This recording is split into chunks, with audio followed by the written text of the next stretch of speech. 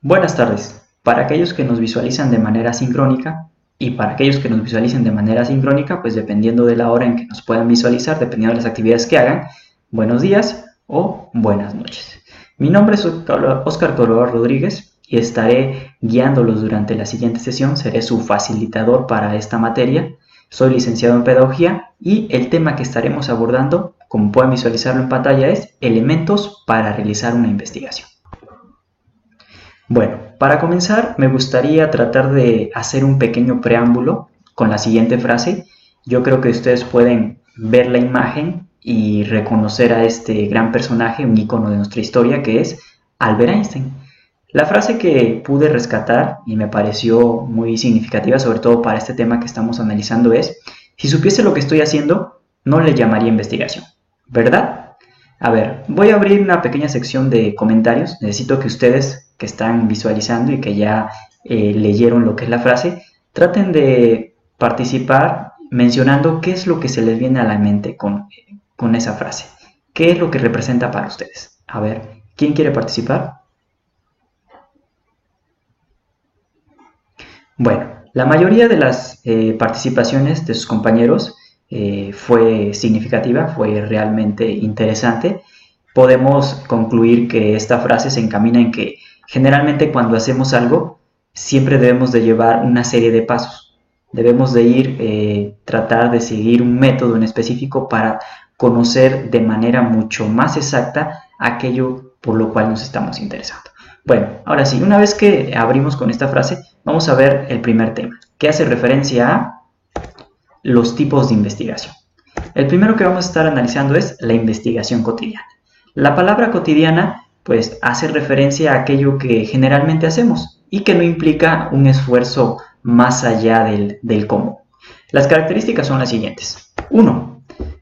Por ejemplo, no conocer una calle. Esta es una investigación cotidiana porque para poder encontrar un lugar en específico, lo que generalmente es, pues, no sé, si tenemos un celular, vemos en Google Maps, o si no, vamos preguntando a las personas por algún punto en específico, alguna referencia que nos pueda orientar para conocer esa calle, y no implica más allá de eso. Otro ejemplo sería el nombre de quien nos gusta. Generalmente los jóvenes, los adultos, queremos conocer a una persona y no empezamos una investigación de carácter científica. Lo que hacemos es acudir con alguna otra persona para que nos brinde y nos oriente esa información que permita conocer e identificar las características esenciales de la otra persona. Otro sería preparar un alimento. Es cotidiano porque todos los días preparamos alimentos. Si no conocemos algo relevante del proceso de preparación de algún alimento, preguntamos ya sea a nuestras mamás, a alguien que sea un experto en preparar alimentos, o incluso vamos a lo que es Google y ahí investigamos eso, pero no requiere como tal una investigación exhaustiva como en la otra que vamos a estar analizando. Una imagen ahí podemos visualizar que es el encontrar una calle. Recuerden que generalmente les preguntamos a una persona por algún punto de referencia. Para contrastar, el otro tipo de investigación es la investigación intelectual. Bueno, como su nombre lo dice, ya lleva más capacidades de carácter cognitivo, analizar, encontrar aquellos puntos interesantes y que sean importantes para nuestra investigación. Por ejemplo, los trabajos escolares. Cuando nos encargan alguna actividad, ya sea de cualquier materia, debemos investigar libros especializados con la información que se nos está solicitando. Por lo tanto, debemos ver que sea una información verídica, obviamente confiable, que sea de actualidad, y eso nos permitirá tener información mucho más exacta. Otro ejemplo serían las entrevistas. Cuando vamos a entrevistar a alguna otra persona, a algún grupo de personas, tenemos que elaborar una secuencia de preguntas. Estas preguntas deben ser de carácter lógico, obviamente coherente, que sea ad hoc al tema que nos estamos interesando. Otro ejemplo sería investigar sobre un tema determinado. Ya a veces los profesores nos encargan de cualquier tipo de materia, ya sea informática, ciencias sociales, filosofía, investigar, y obviamente acudimos a fuentes de información específicas del tema que nos están abordando.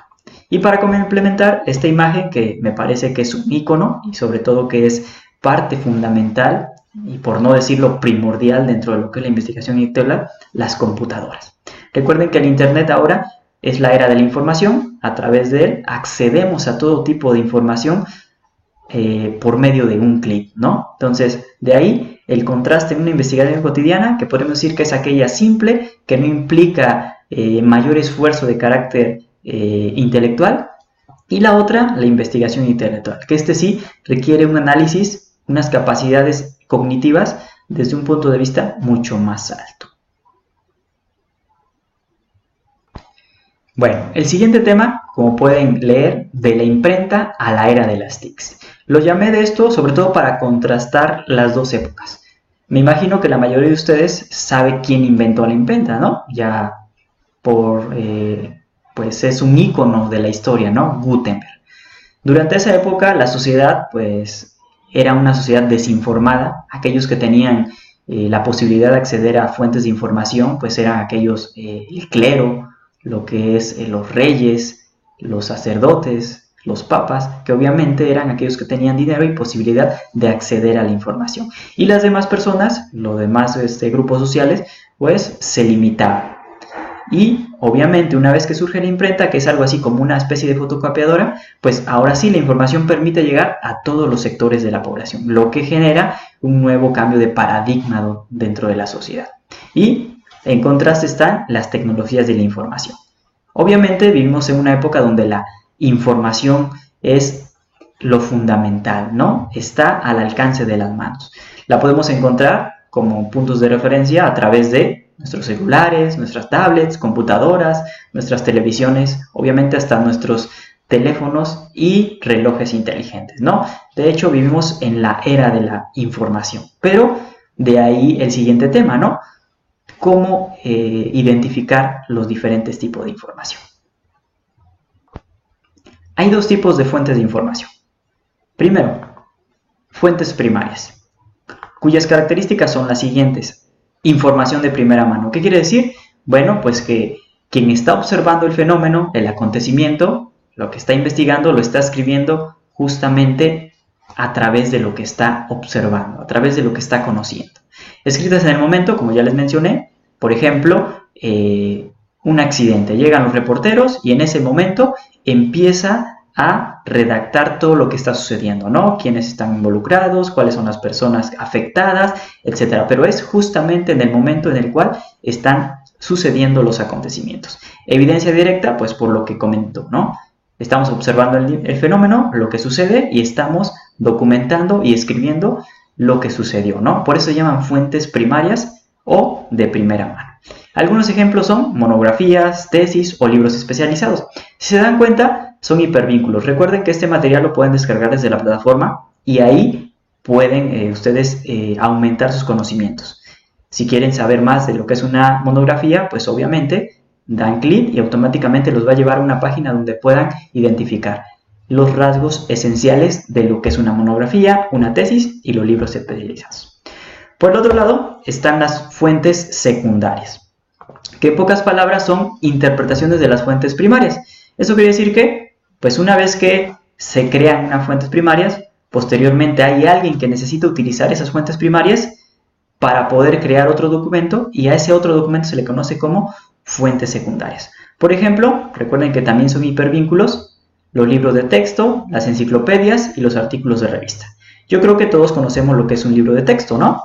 La mayoría de nosotros ha leído, ha utilizado, ya sea en el nivel que ustedes se hayan encontrado, lo que es primaria, lo que es secundaria, y preparatoria también nos va a funcionar, pero como es en línea, pues obviamente será un poquito más diferente. Pero los libros de texto son una compilación de varios textos y obviamente crean un nuevo documento. Las enciclopedias también especializadas y los artículos de revista, que es la interpretación de alguna noticia. Bueno, ahora que conocemos los diferentes tipos de información que nos brinda, ya sea de fuentes primarias o fuentes secundarias, viene lo más importante, el análisis de esta. Hay 4 aspectos que debemos de tomar en cuenta. Primero, una vez que empezamos a leer nuestro documento, empezamos a investigar, la lectura comprensiva, o sea, entender lo que estoy leyendo, qué me está queriendo decir el autor, qué es lo que quiere transmitir, etc. El segundo es la capacidad de síntesis, o sea, Esto consiste en descomponer toda la información y seleccionar solo aquellos elementos que sean importantes y desechar aquellos que estén de más. Y después viene la capacidad de análisis. Una vez que tenemos descompuesto y seleccionado aquellos más importantes, pues nos permite crear un material. Por ejemplo, un mapa conceptual, un mapa mental, un cuadro comparativo que permita visualizar toda la información de primera mano. Y por último, el comentario o valoración personal. Es aquí donde, a través de que ya comprendimos, ya sintetizamos y ya analizamos, damos una crítica, obviamente crítica de ser específicos en algo, ¿no? O sea, tratar de entender, de dar una valoración de lo que leímos. Para concluir, el siguiente tema que también me parece que es importante, sobre todo en la era de la información, el plagio académico, robo o fraude. Generalmente estamos acostumbrados a copiar y pegar y nunca damos el crédito de dónde tomamos la información y obviamente estamos incurriendo en un delito. Este hipervínculo los va a llevar a un pequeño texto que les proporciona de manera muy simple lo que es el plagio académico y también estaremos visualizando el siguiente video que nos proporciona información de manera muy sencilla y detallada de lo que es el plagio académico. ¿Sabes qué es el plagio académico?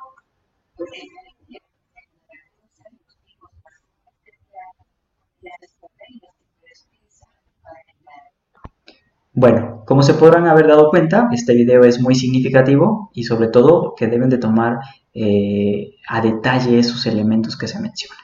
Bueno, ya para finalizar esta sesión y que no se me estén aburriendo y obviamente para hacerlo de manera mucho más breve y sobre todo abordar todo lo que hemos estado viendo, necesitaría que visualicen lo que es esta web quest, una que yo creé y sobre todo para que ustedes puedan conocer las diferentes técnicas de estudio.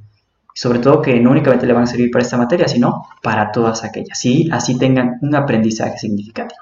Bueno, es un pequeño comercial. Ya para finalizar, pues necesitamos un producto. Este producto nos permitirá ver si están aplicando los conocimientos. Recuerden que no únicamente es escucharlos, leerlos, sino que aplicarlos. Cuando los aplicamos tenemos un conocimiento mucho más vivido o significativo. Y la actividad es la siguiente. Si se dan cuenta, también está un documento de Word. Lo pueden descargar de la plataforma. Es una serie de pasos. Tendrán que leer un pequeño texto y elaborar un pequeño ensayo y un audio de lo que entienden de eso. Entonces necesito que lean muy bien, que traten de aplicar los 4 pasos del análisis de la información y sobre todo tratar de utilizar las tecnologías para que vayamos en contraste con lo que es este tipo de clases.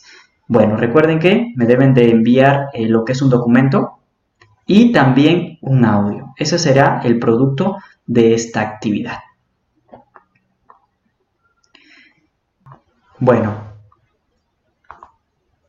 una vez que ya recibieron toda la información, pues vamos a tratar de hacer una pequeña pausa en donde quiero que ustedes traten de brindarme aquellos conocimientos que les hayan quedado claros y aquellos a los que no, en aquellas áreas de oportunidad en donde tenemos que trabajar un poco más. Entonces ahora necesito que alguien de ustedes trate de brindarnos alguna duda, señalar algo muy importante. Adelante, se abre este pequeño espacio.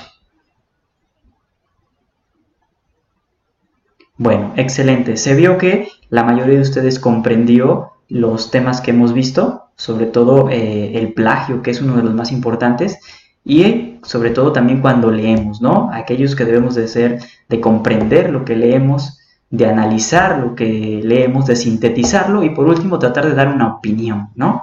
Bueno, entonces fue un gusto estar con ustedes en esta sesión. Yo seguiré siendo su facilitador durante las próximas sesiones y ya saben, cualquier duda pueden contactarme ya sea por correo electrónico o a través de la plataforma. Nos vemos.